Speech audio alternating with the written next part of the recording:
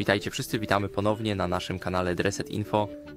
W dzisiejszym filmie chcę pokazać, jak łatwo można wyłączyć sztuczną inteligencję i interpretację wizualną na swoim Ecovacs Debo X1 Plus.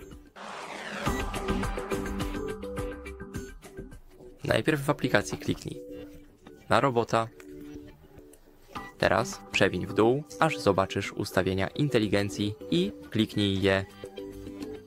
Tutaj mamy Ivy 3D, co oznacza sztuczną inteligencję i interpretację wizualną w 3D, co pozwala robotowi identyfikować i unikać przeszkód w Twoim, powiedzmy, pokoju. Aby to wyłączyć, po prostu kliknij przełącznik. I jest to wszystko. Dziękuję za oglądanie. Nie zapomnijcie zostawić lajka, zasubskrybować i do zobaczenia w następnym filmie. Cześć!